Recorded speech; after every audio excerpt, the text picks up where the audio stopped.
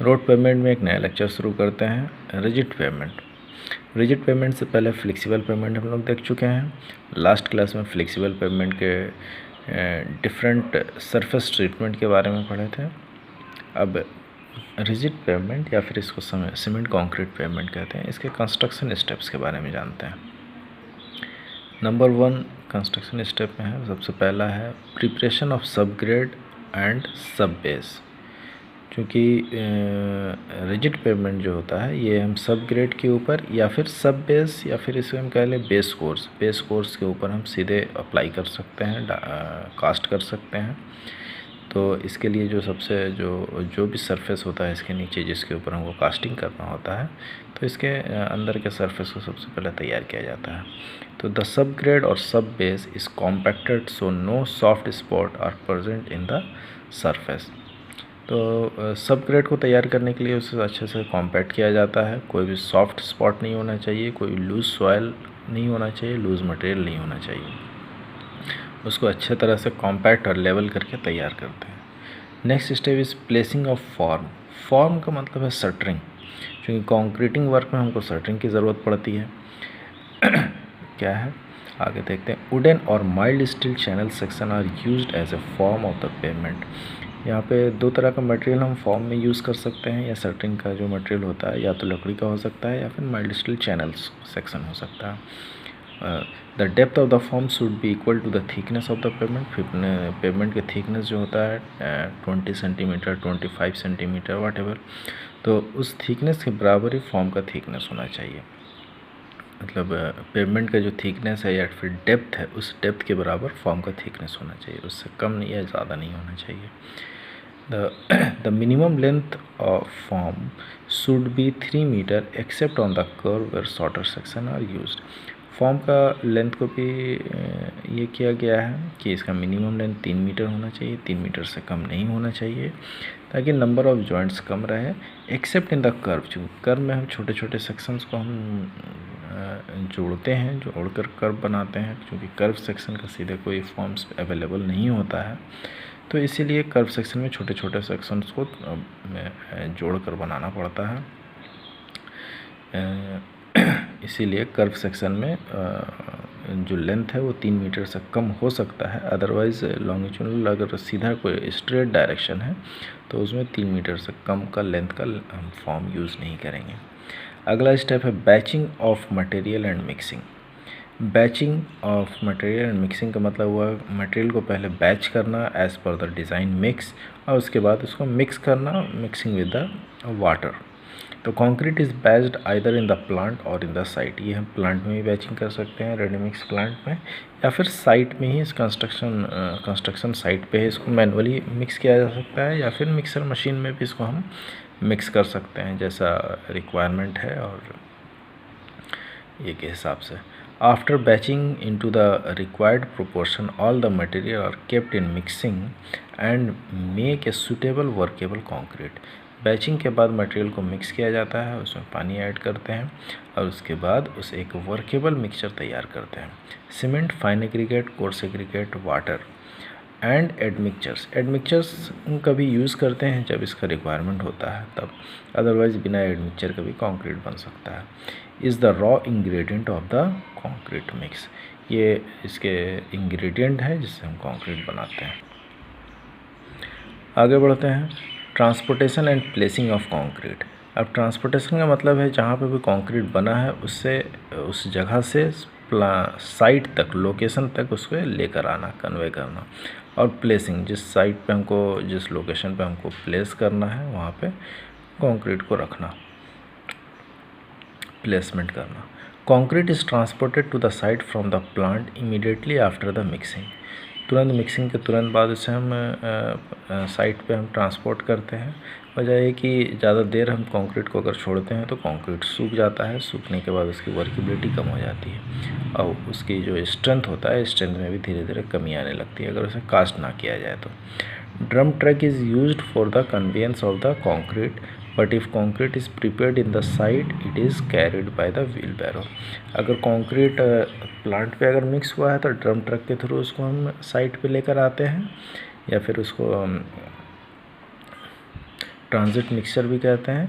और दूसरा होता है अगर साइट पे मिक्स हुआ है तो व्हील बैरो जो कि मैनुअली ड्राइवन एक व्हीकल है जिसमें हम लोग कंक्रीट को रखते हैं और उससे हम मैनुअली उसे खींचकर साइट लोकेशन तक लेके जाते हैं। तो अगर साइट पे है तो व्हील बैरो के थ्रू इसे हम ट्रांसपोर्ट कर सकते हैं, और अगर प्लांट में है तो डंप ट्रक के थ्रू, और कई बार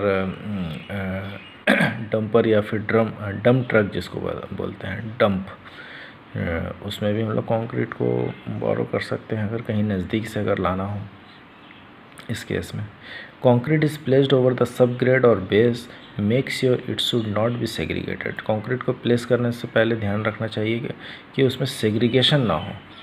जब हम कंक्रीट को प्लेस करते हैं, गिराते हैं अपने सरफेस पे, तो ज़्यादा हाइट होने की वजह से कई बार सेग्रीगेट हो जाता है। सेग्रीगेशन का मतलब हुआ कंक्रीट के इंग्रेडिएंट का अलग अलग होना, जैसे एग्रीगेट्स अलग हो जाना, सीमेंट और वाटर का जो पेस्ट है वो अलग हो जाना, नीचे बैठ जाना, और सैंड का अलग हो जाना। तो ये सेग्रीगेशन नहीं होना चाहिए। सेग्रीगेशन से उसके स्ट्रेंथ में इफेक्ट पड़ता है और कंक्रीट का वीक होती है।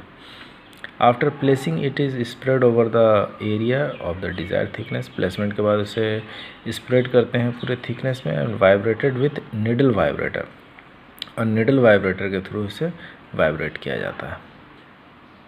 आगे बढ़ते हैं, compaction and finishing. The surface of the payment is compacted with the plate vibrator और स्क्रीड वाइब्रेटर। कंक्रीट को प्लेसमेंट के बाद उसे नॉर्मली थोड़ा सा निडल वाइब्रेटर से वाइब्रेट करते हैं, उसके बाद उसे कॉम्पैक्ट करने के लिए प्लेट वाइब्रेटर या स्क्रीड वाइब्रेटर का यूज़ किया जाता है। And finished the surface with the float.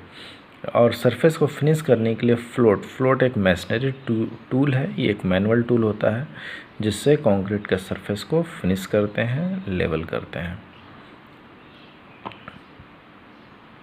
Brooming, just before the concrete become hard, the surface is given a broom finish with the fiber broom brush.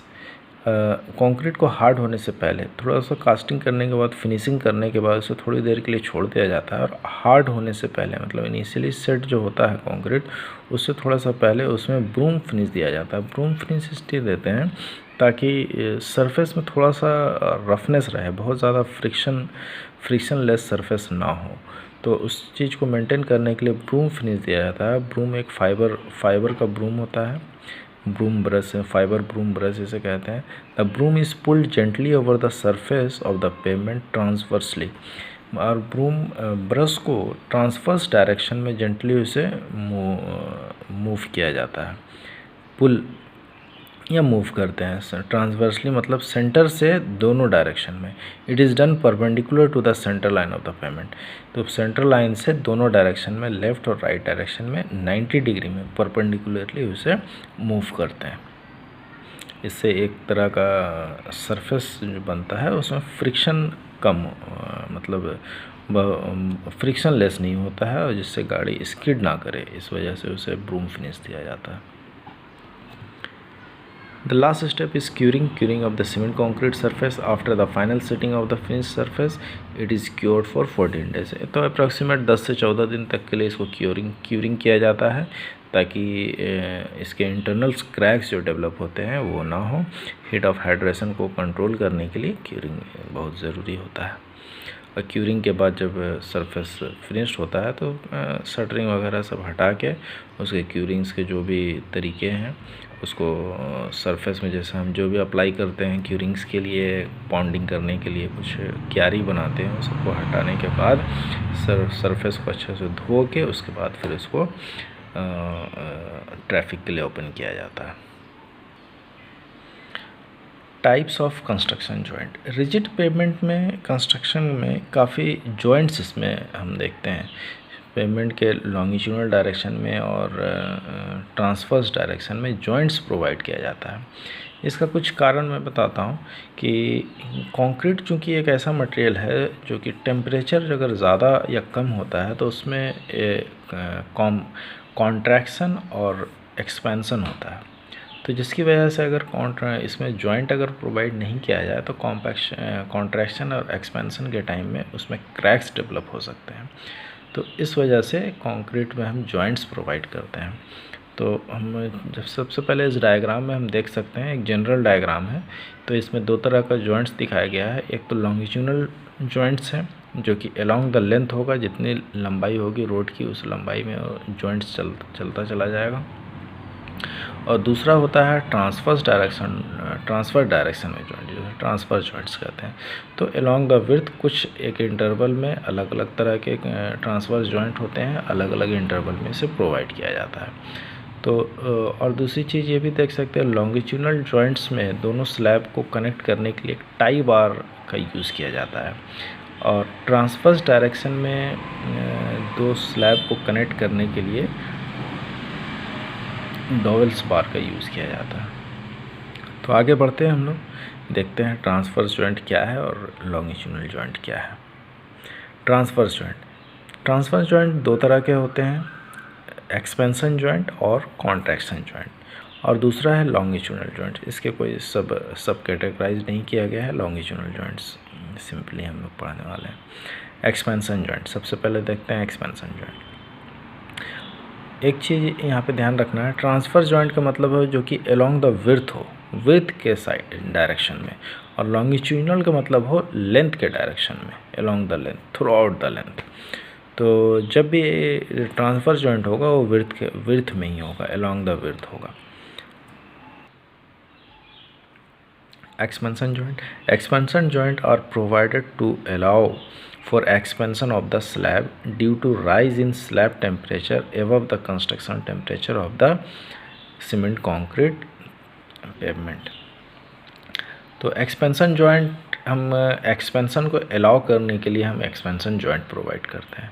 Expansion कब होता है, जब construction हम किसी टेम्परेचर पे कर रहे हैं। अगर मान लिया 40 डिग्री के टेम्परेचर पे अगर हम कंस्ट्रक्शन कर रहे हैं, कंस्ट्रक्शन वर्क चल रहा है, तो अगर टेम्परेचर उस लोकेशन में अगर 45 डिग्री या 40 डिग्री से ऊपर कोई सा भी टेम्परेचर जाता है, तो उस केस में वहाँ पे एक्सपेंशन शुरू होगा, कंक्रीट के अंदर एक्सपेंशन होता है।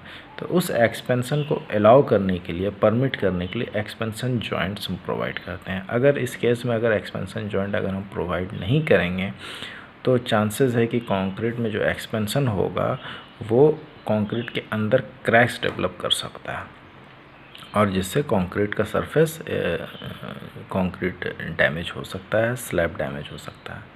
अगला है, it is provided at the interval of 50 to 60 metre laid in winter and 90 to 120 metre laid in the summer.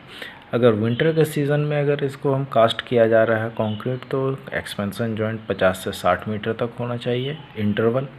Expansion joint का इंटरवल हर एक 50 मीटर या 60 मीटर के इंटरवल में हमको रिपीटेड हम एक्सपेंशन जॉइंट हमको प्रोवाइड करना पड़ेगा। अगर ये समर सीज़न में अगर कंक्रीट कास्ट किया जा रहा है या कास्टिंग हो रहा है, तो उस केस में 90 से 120 मीटर के इंटरवल में एक्सपेंशन जॉइंट होगा।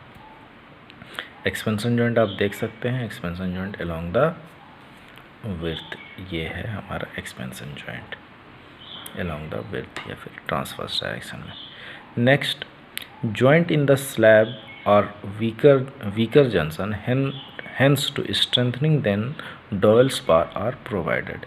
अब जॉइंट्स जो होता है स्लैब का, जॉइंट्स एक वीकर सेक्शन माना जाता है। चूँकि वीकर सेक्शन होता है, चूँकि गाड़ी जो ट्रैफिक जो होता है वो जॉइंट्स पे ज़्यादा डैमेज करने का चांसेस होता है, इसीलिए इसको स्ट्रेंथ प्रोवाइड करने के लिए डॉयल स्पार हम यूज़ करते हैं।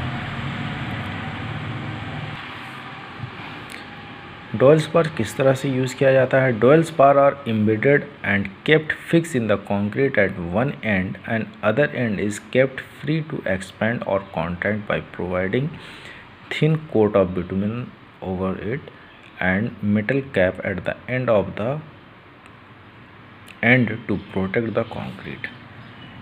अब डॉयल बार प्रोवाइड करने का तरीका ये होता है कि स्लैब को दो स्लैब को जोड़ने का काम करता है सबसे पहला डॉयल बार।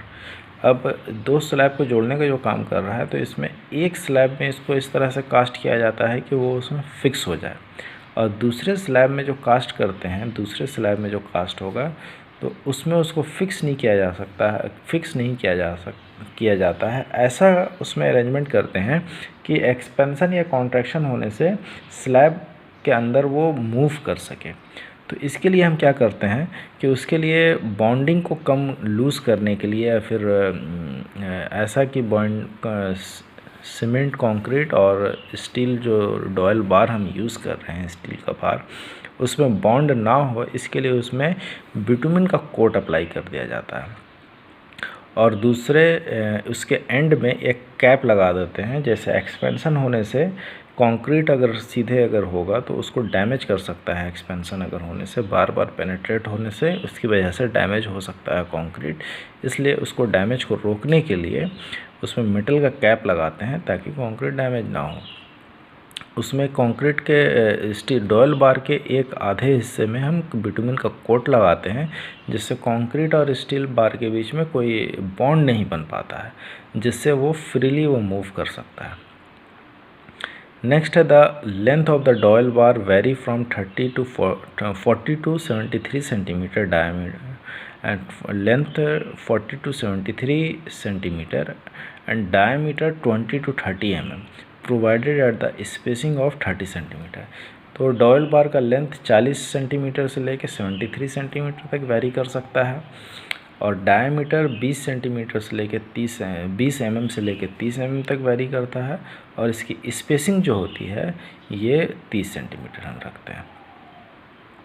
ये डायग्राम में हम देख सकते हैं डॉयल बार्स, और इसके दोनों एंड में हम देख सकते हैं। एक एंड इसका फिक्स है, इस एंड को फिक्स किया गया है, और इस एंड को हम फ्री रखते हैं। ये थोड़ा सा डार्क कलर में जो दिख रहा है ये है बिटुमिन का कोट है, और ये जो चीज़ है ये मेटल का कैप है।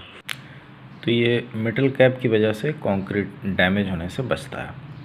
आगे बढ़ते हैं contraction joint. Contraction joint are provided to prevent contraction of the slab. Contraction का मतलब होता है खिंचाव, मतलब सिकुड़ना। कंक्रीट जब सिकुड़ती है तो उसकी वजह से भी क्रैक्स होने के चांसेस रहते हैं, इसीलिए इसको रोकने के लिए कॉन्ट्रैक्शन जॉइंट्स प्रोवाइड किया जाता है।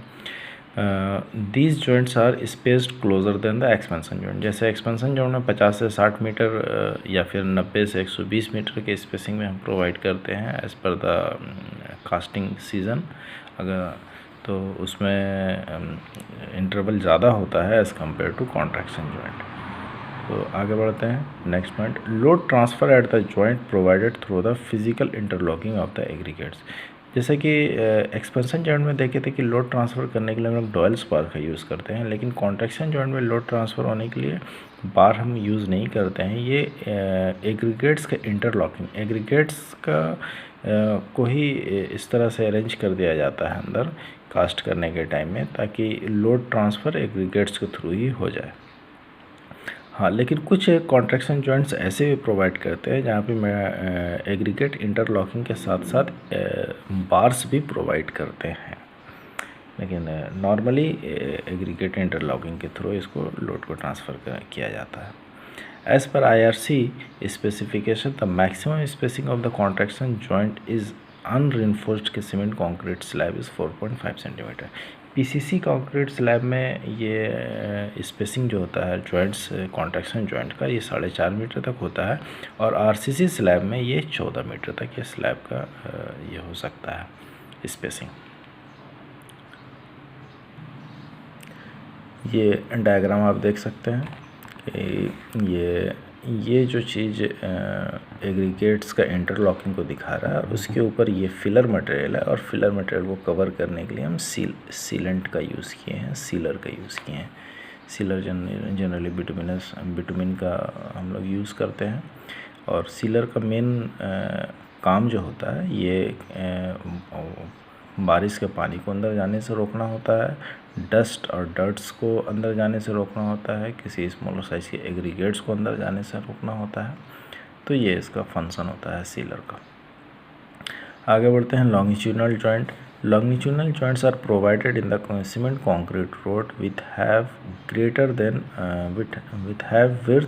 greater than 4.5 metre. अगर स्लैब की चौड़ाई, अगर पेमेंट की चौड़ाई 4.5 मीटर से ज़्यादा है तो उस केस में हम लॉन्गिट्यूडनल जॉइंट्स प्रोवाइड करते हैं। अगर 4.5 मीटर से उसकी चौड़ाई कम होती है तो लॉन्गिट्यूडनल जॉइंट्स प्रोवाइड करने की ज़रूरत नहीं है। It is provided to prevent the longitudinal cracking in the pavement. Longitudinal cracking को रोकने के लिए, प्रिवेंट करने के लिए लॉन्गिट्यूडनल जॉइंट्स प्रोवाइड करना पड़ता है।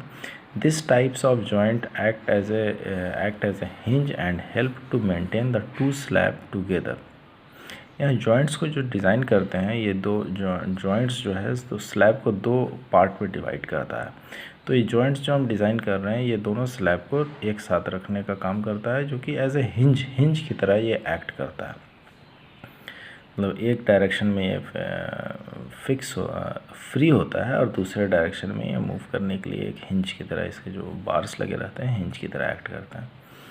It help to maintain the two slab together at the same level. दोनों स्लैब को एक लेवल पर साथ एक लेवल रखने के लिए उसका फंक्शन होता है। In longitudinal joints tie bar are used to hold the adjacent slab together. Longitudinal bar का यही फंक्शन होता है, दोनों स्लैब को एक साथ रखना, टुगेदर रखना। In cement concrete slab thickness 20 centimetre, 10 mm dia